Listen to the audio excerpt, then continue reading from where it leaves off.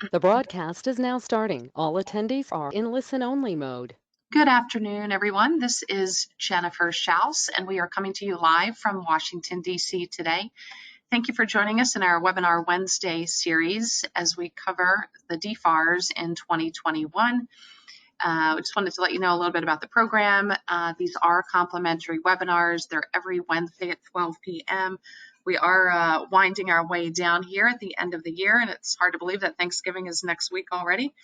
But all of the webinars that we are hosting for this series are recorded. They'll be posted on our website and then also on our YouTube channel. Our YouTube channel, you can find 475 plus complimentary government contracting webinars. If you're just looking for the PowerPoint only, you can find that on slideshare.net. That's also complimentary. And our speakers are typically government contracts attorneys, subject matter experts, and other consultants in defense contracting. A quick blurb about us: we provide professional services for federal contractors. This includes product, service, and software companies. First and foremost, we help with GSA schedules, getting onto the schedule and maintaining them. We also provide market analysis reports, proposal writing, and other services that you see here on your screen. Our media kit for 2022 is now available. This allows companies to advertise in our newsletter and our webinars, and actually put on your own webinar as well. If you've got questions, just shoot us an email to the hello@jenniferschaus.com email address. And now a quick shout out and thanks to many of our sponsors.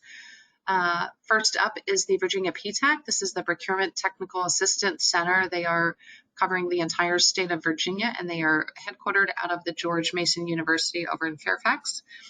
Their training calendar link is on the slide here, and they provide one-on-one counseling, training classes, mentorship, as well as some federal and prime matchmaking events for small businesses.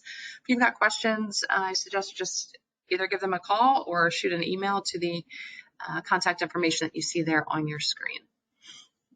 Next up is C3. They are a provider of CMMC, DFARS, and NIST 800-171 compliance. Contact information is in your lower right-hand corner of your screen. You've got an email and a phone number there. We also want to thank our friends over at WorkPlan. They also advertise in our newsletter and some of our other webinars. They're a software platform for project management, contract management, DCAA compliance. Anita is your main point of contact. Her phone number and email address are in your lower right-hand corner of the screen. We also want to say thank you to the Federal Business Council. They put on, for many, many years, have put on fantastic in-person events at government agencies as well as at the Convention Center, where they bring together government agencies, prime contractors, and small businesses. Obviously, because of COVID, some of their events have gone virtual. Your contact there is David Powell, and his email address is in the lower center of your screen, as well as his phone number. I believe their calendar is visible on their website too. Gov White Papers has sprung out of Gov Events, and this is a platform where you can post content or download content centered around federal contracting and federal government themes. Donna Monday is your contact, and her contact information is at the top right-hand corner of your screen. SWCTech is another provider of CMMC. They were early adopters, and they're also a registered provider organization, and they have 2 of their own registered practitioners designated by the CMMC accreditation body. Eric Clark is your point of contact. He's can be reached at any of the information there you see on the top right-hand corner of your screen. And last but not least is Ocean 5 Strategies. They help companies, government contractors, primarily with websites, SEO, strategic planning, and other marketing and messaging services. Chris Brinker is a lovely lady, and she can be reached using the contact information on the lower right-hand corner of your screen. Okay, now that brings us to where we are today. Again, we are covering the DFARS, and we're going sequentially through all of the DFARS. We're lucky enough to have Wojciech Kornacki with us from Watson and Associates. You've got his contact information here. It will also be repeated at the end of the slides. And again, today is being recorded. Wojciech's going to cover Part 251, which is the use of government sources by contractors. And then we have just two more DFARS parts after this. The next one will be 252 on December 1st. We're skipping next week because of Thanksgiving. And then we'll end on December 8th with DFARS Part 253 forms. So I'm going to stop talking and let Wojciech cover what he needs to for Part 251. And Wojciech, thank you so much for joining us and putting these great slides together. I'll turn the floor over to you. Thank you so much. And thank you for this warm introduction. Good afternoon, everyone. I would like to welcome you to today's presentation on Department of Defense Federal Acquisition Regulation Supplement Part 251. My name is Wojciech Kornacki, and I'm a government contract and compliance attorney at Watson and Associates of Counsel. I assist government contractors in almost all aspects of government contracting, and this includes filing claims, requests for equitable adjustment, bid protests, suspension and debarment proceedings, compliance issues, and litigation at the Armed Services Board of Contract Appeals, Civilian Board of Contract Appeals, Court of Federal Claims, and Court of Appeals for the Federal Circuit. During today's presentation, we will focus on the use of government resources by contractors. And here I mean federal contractors. The U.S. government is the largest purchaser of goods and services in the world, but it cannot accomplish its missions without the help of federal contractors. The U.S. government and the Department of Defense have a lot of assets and resources around the world, and sometimes they make them available to contractors to help contractors accomplish government contracts or government missions. However, it is very important to comply with the U.S. government rules and regulations when it comes to using government assets. So this part 251 of the Defense Federal and Acquisition Regulation Supplement can be your best friend, or could potentially be your enemy. It can be your best friend if you know how to use it properly and if you can get the government assets. But if there's some procedural violations, or if there's some non-compliance, or if the government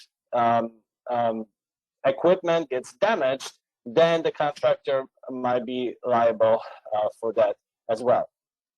Now, this presentation is provided for educational purposes only, and I'm not providing any legal advice.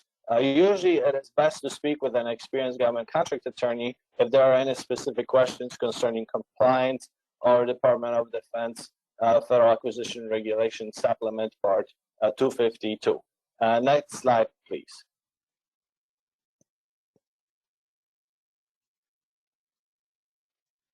Thank you. Now, before we jump into section or part 251, it is important to analyze part 51.101. This part deals with the policy behind the use of government resources by contractors. You could wonder, why would the government ever want to have federal contractors, some of its tools or services that it has?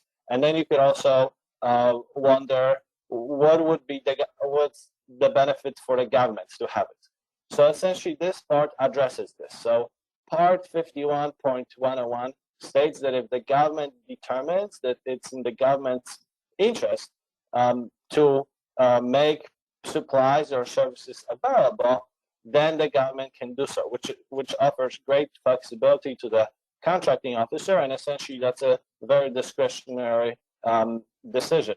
One contracting officer could say, yes, it will be beneficial and it's in the government's interest. Another contracting officer in the same situation or very, very similar situation could say, no, it's not beneficial.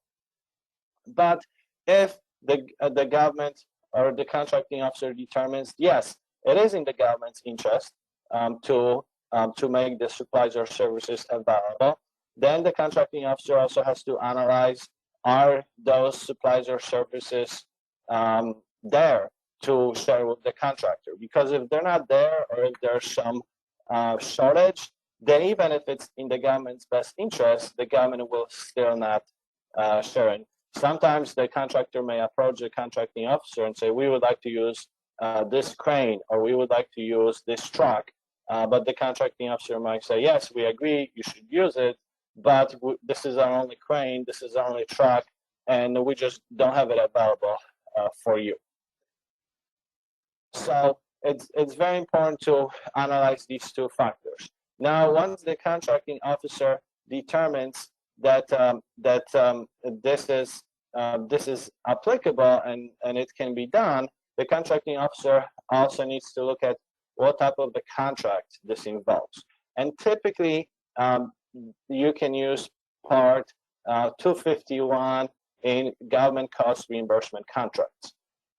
Now, this is not a typical contract that most contracting is done under when you deal with the federal government. The most typical contract is the firm fixed price contract. If you don't have a cost reimbursement contract, then you can also look at your contract to see if there's any specific provisions in your contract to cost reimbursement for using government supplies or services. Next slide, please. Now, what's a cost reimbursement contract? Essentially, a cost reimbursement contract is a contract where the government, where essentially you provide for payment of allowable incurred costs to the extent prescribed by the contract. So, for example, when I was in Iraq, I observed firsthand how sometimes contractors needed to use government resources. So a contractor, for example, was delivering goods or services to military bases, but a lot of times they needed government security. Instead of each contractor having their own dining facility, the U.S. government provided one dining facility, and then all contractors could eat there. Or if the contractor needed to make phone calls to support a government contract, the government made sure that phones were working. In another example, for example, when I was in Kuwait, there was a contractor doing all the laundry for all the service members, but the government made sure that there was electricity. All this likely was done on a cost reimbursable contract. So essentially, the contractor was incurring costs. There were certain limits to those costs under the contract, and then the government and the contractor figured out a way to reimburse the contractor. In another example, during contingency operations, contractors typically did not ship their own fuel because that would be very expensive. So they relied on the U.S. government to deliver the fuel. So if you see that there's a potential opportunity to contract overseas, but you know you'll need fuel, then you might want to look at Part 251 to see if it's listed in the contract, or if the contracting officer would believe this is in the government's interest and the resources are available. If the contractors were not allowed to use the resources, they might not be able to support the mission. And if they're not able to support the mission, this would mean that the government cannot use contractors. So they would have to deploy more service members. But if the government wants to deploy more service members, they typically have to contact Congress to get an authorization. So one way to avoid this is to have this rule in place. During World War II, the military grew exponentially because everything was essentially done by another service member. This included food, this included laundry, this included almost anything else. Now, today, a lot of services supporting the warfighter are performed by contractors. So if the contracting officer determines that it is in the government's best interest, the assets are available, and the contracting officer sees that the contract is cost reimbursable, then the contracting officer may authorize it. So once you see that the contract is cost reimbursement, and that this is one of the requests you can submit, then you can you can ask the contracting officer, and then the contracting officer at his or her discretion may decide. Now, you want to be very careful because in any cost reimbursement contract, there are certain limits. So for example, the contract will say you will get cost reimbursed unless you don't exceed this amount or this total cost. So if you see that your burn rate is approaching fast the limit, then you want to contact the contracting officer and ask to increase the limit. This is unlike in a firm fixed price contract where essentially the contractor assumes all the risk and the price is fixed. Next slide, please.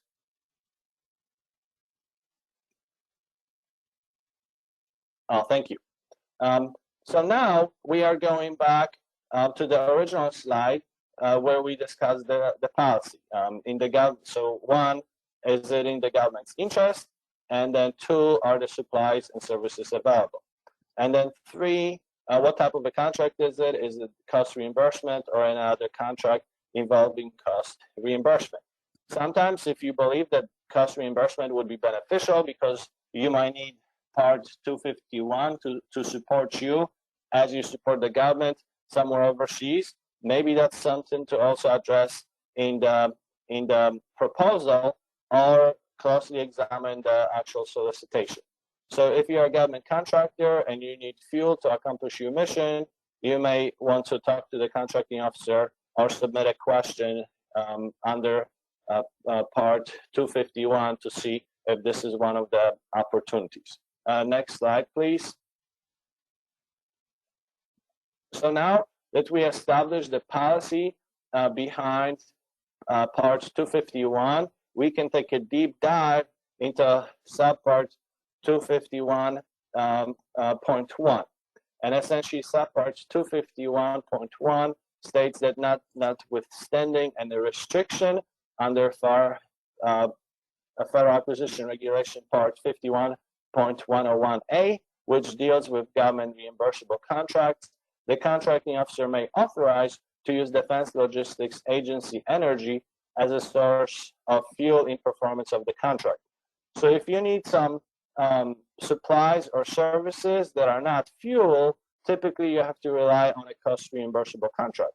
But if you need fuel, then you're not restricted by the cost reimbursable contract. And when the contracting officer authorizes this exception, he or she has to follow PGI 251.101.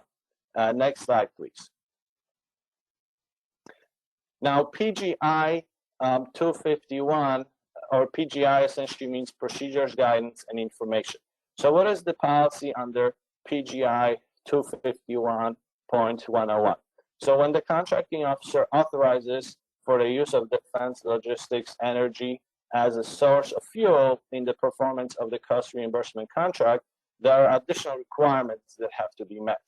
The first requirement is that there has to be compliance with Part 51.101, which talks about best interest of the government, resources available, contract provisions, and Defense Federal Acquisition Regulation Supplement 251.102, including a letter of authorization.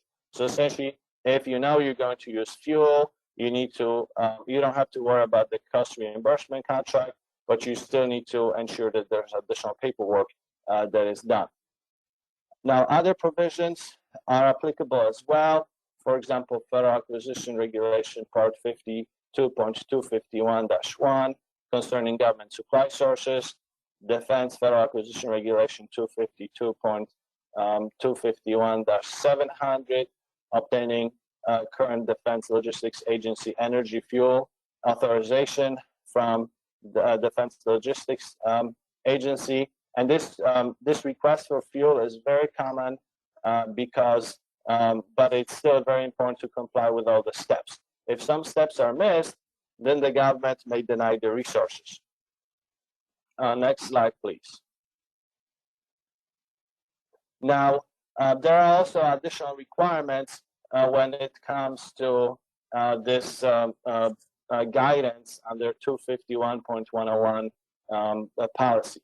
So some of them include emailing, DLA. DLA has its own special email address for those requests, having a letter of authorization like we discussed before, and then documenting your request under the underlying contract. Once DLA receives the request, it will start processing it. So it's very important to provide all the documents to avoid any delays that could affect the performance of your contract. And usually, the more advanced planning you can do, the better.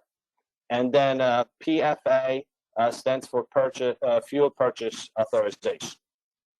Next slide, please. Now what happens when you realize in the middle of the contract that you need government assets or services? Or maybe one of your suppliers is unable to perform, and instead of terminating the whole contract, you realize that the government might have the same assets. So, well, there's a provision for that as well. Other requirements are listed in Part 2, Federal Acquisition Regulation, Part 52.251-1. They state that the contracting officer may authorize or may issue an authorization to use government supply sources in the performance of the contract. Now, it is important to know that all title to the property remains with the government. So if the government allows you to use some of its supplies, the government still owns the supplies, or it still owns the equipment, or otherwise. You don't want to be in a situation where the government allows you to use one of its cranes or one of its trucks. The employee is not trained on the proper use, and then at the end of the contract, you have to purchase a new crane for the government. So it's also very important to maintain all accountability of the government equipment and document any pre-existing damage. Next slide, please. Now, when the benefit of Federal Acquisition Regulation Rule Supplements Parts 251 is that it's almost like a force multiplier for the federal contractor, because now you have more assets, you could potentially have more services to support the contract. But this also adds another requirement for government contractors, and this generally means that government contractors have to have some kind of a property management system in place. They have to track the property. If at the end of the contract you cannot find the tools that the government gave you, the government will consider that they're missing, and then they will demand those tools. So it's very important to have a strong compliance program, because now you have to manage government's property, and this includes documenting all the property. It includes disclosing any changes, preserving the property, repairing it, doing maintenance, and otherwise. Generally, the government will expect you to follow standard commercial practices, and then if you have any questions, it is generally best to ask the government about any specific information, and here this would be the contracting officer. Next slide, please. Now, the contractor, once the contractor receives the property, the contractor is responsible for using the government property, and essentially the government can furnish this property, or this property could be acquired under the contract. So essentially, the contract could say that the government will provide the tools, and then the contractor will have those tools during the performance of the contract. So if the government gives you tools to perform under one contract under Federal Acquisition Regulation Supplement, the Department of Defense Federal Acquisition Regulation Supplement 251, you cannot take the same tools and perform under other contracts because those tools are specifically assigned to this particular contract. It's also prohibited to modify or alter government tools. So if the government gives you a hammer, or if the government gives you some other tool, you cannot just modify it or otherwise, because essentially the government wants to get the same hammer it received from you, because it wants to give it to the next contractor. Now, sometimes there might be other requirements to perform maintenance, and typically the contractor will be responsible for performing any maintenance. But if there's any questions about maintenance, procedures, instructions, it's always best to ask the contracting officer. Now, the work that is supposed to be performed with those tools or services or supplies is always supposed to be within the scope of the work. So the contractor cannot say, you know what, we're going to go out of scope and perform some additional work using those tools. It has to be within the scope of the contract. Now, the contractor cannot also start modifying or cannibalizing the property. So the contracting officer makes 2 trucks available, 1 truck breaks down. The contractor cannot just take out the engine from one and put it in another because that would also be improper use. So essentially, you have the property from the government, but the government still controls it, and you have to follow commercially acceptable practices. Like if you went to Home Depot and you want to rent a crane from there, you wouldn't be able to modify it, cannibalize it, or otherwise change it. Next slide, please. Now, we previously discussed that all title to the property remains with the government. So essentially, the government owns the tools that your employees are using to perform the contract. So under some provisions, the tools can actually become a property of the contractor, but typically the title stays with the government. So it's very important when you receive any tools or any services under Department of Defense Federal Acquisition Regulation Supplement Part 251 to check what your contract says, who owns those tools at the end of the contract, does the title change or stay the same, and then where do you return those tools at the end of the contract. If something happens, usually the title always stays with the government. Now, it's also very important to point out that government property cannot be lost, or you cannot change the identity or any tracking numbers or otherwise. So sometimes I've seen contractors are receiving government property and then they apply their own tracking code on government property, and then they destroy the government's tracking code. So that could also be an accountability issue. Next slide, please. Now, what happens if the contractor is liable or if there's any damage? So essentially, the government will want to know what happened. Was this willful misconduct, or was this just an accident, or was this lack of good faith? So essentially, if there's some damage to the property, there will typically be some investigation. So your property manager will normally should know that, okay, if there's some damage, we lost something at the end of the day, we're missing 2 trucks that the government gave us. There has to be some kind of an investigation to show compliance. And then okay, we diligently looked for those that were stolen or otherwise.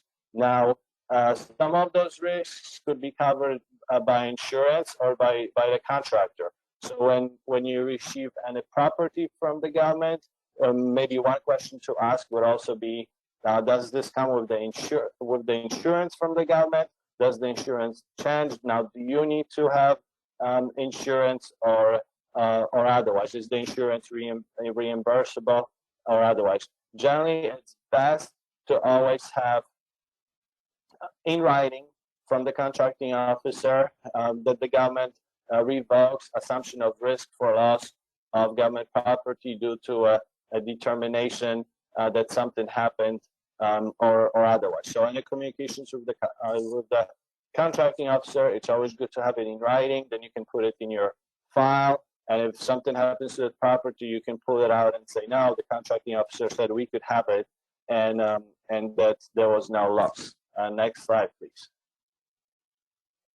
Now, sometimes you can also request an equitable adjustment if something happens with the property. However, the government is typically not liable for any breach of contract if there's any delay in delivery of government furnished property, delivery of government furnished property in a condition that is not suitable, increase, decrease of government furnished property, or there's a failure to repair. So the government says, we will deliver 5 cranes to you not later than Monday, and you're supposed to complete the contract by Friday. By Thursday, the government still hasn't delivered the cranes, so you could typically ask for equitable adjustment of time to complete the contract. And typically, a contracting officer would consider this request favorably. So, but sometimes this shows you that even if you rely on the Department of Defense Fair Acquisition Regulation Rule supplement parts 251, this has risks. For example, the government is supposed to deliver the tools, but some of them are broken. And that's why it's also very important to review and document any discrepancies with those tools, because later the government will say, you broke it. Next slide, please. Now, it's very important to also have an authorization of use for government supplies. So when authorizing use, there has to be compliance with the applicable rules. The contracting officer may authorize the contractor to complete a form. Sometimes that's the Department of Defense Form 1155. The authorizing agency, because sometimes you need to contact another agency to obtain those slides, will typically consider those requests fairly quickly, because they know that the contractor is waiting to start the contract. Next slide, please. Typically, some basic information that always needs to be included in having an authorization for purchase from government supply sources includes the contractor's name, point of contact, contract number, and then other resources, so that way the government can document it and track it internally. Next slide, please. And this is one of the forms given as an example. So essentially, when you deal with the government, there's always a lot of documents. You want to have those documents readily available. And when you deal with Part 251, you know that there will be a lot of documents, because here you're obtaining government property or government services, and this always involves a lot of paperwork. So you protect yourself and your business, and also government property. Next slide, please. Now, as we discussed before, when you review the contract, you want to make sure you look for the right contract clauses to know whether you can invoke Department of Defense Federal Acquisition Regulation Supplement Parts 251. So if you see 252.251-7000, ordering from government supplies, potentially you can do that. Sometimes there's also a deviation. So you always need to review the contract and the solicitations very carefully. Next slide, please.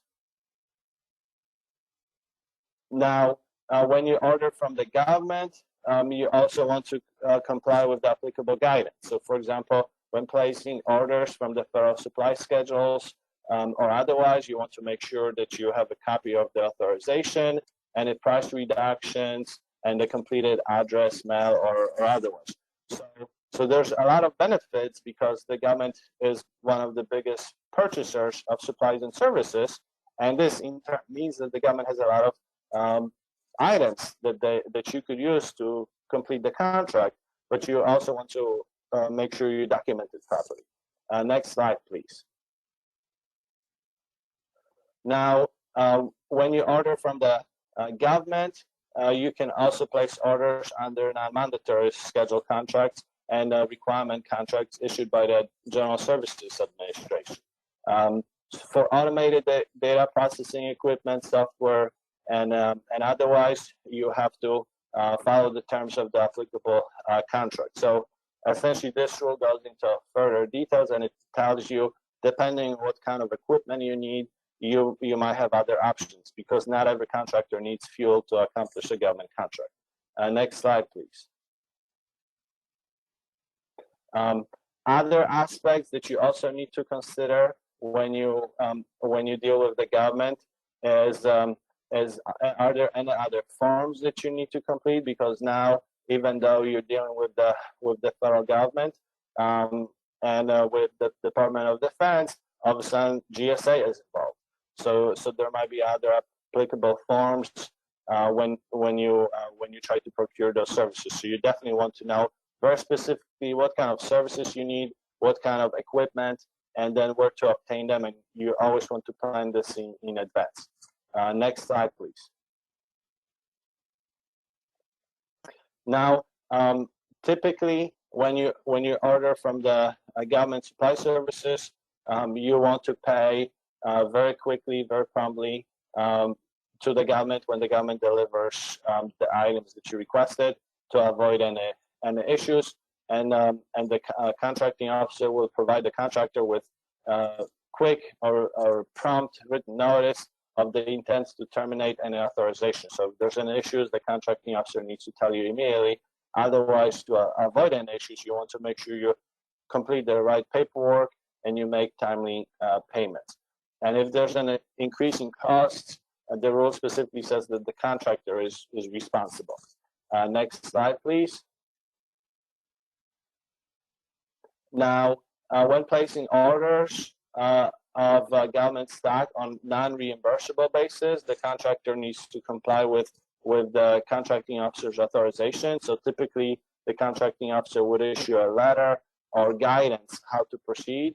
And then when using electronic transactions, you also want to make sure that you follow the Defense Logistics Management system. So essentially, follow whatever the contracting officer says. If there's any questions, notify the contracting officer to avoid any issues and any delays. Next slide, please. And then finally, the contractor may also request authorization for subcontractors. So you're thinking, okay, great, I have those tools, but now I have a subcontractor who also needs those tools. But I was told before that only I can use those tools because the authorization says that I have to use those tools under a specific contract and for the specific purpose. But the rule also recognizes that a lot of times contracting means subcontracting. So you can have a subcontractor as well. Obviously, you have to make sure that there's proper documentation done, because the contracting officer will not grant authorizations to subcontractors without approval of the subcontractor. So in some situations, the subcontractor might contact the contracting officer to say that they need the tools. You, as the primary contractor, make sure that this doesn't happen, because you should be directly communicating with the contracting officer, and then the tools that the subcontractor needs need to be coordinated with you. Next slide, please. Thank you very much for your attention. This concludes my presentation on Department of Defense Federal Acquisition Regulation Supplement Part 251. I hope that you can use this not commonly known parts to your benefit under the contract. I also briefly looked at any information to see if there's any recent court decisions or board decisions on this rule. I didn't see. Hopefully, if you stay compliant, it will never be litigated. And then if there's any delays, don't forget to consider requesting equitable adjustments. Thank you very much for your attention. And have a good day. Thank you so much, Wojciech. That was great information. Your slides were really clear and concise, and you always do a great job presenting for us. So thank you. Oh, sure. And thanks again to the audience and anyone that has tuned in live. If you guys have questions, please direct them to Wojciech. You've got his contact information here, email and phone number. And then next week we are off because of the Thanksgiving break. And then we'll pick up with the last two DFARS, Part 252 and 253. Today's recording you can find on our website within, I'll say about 24 hours, it should be up. Again, if you've got questions, please direct them to Wojciech, and he'll be happy to help you. And otherwise, thank you guys for attending, and we'll hope to see you in about 2 weeks. Thank you, and happy Thanksgiving. Thank you.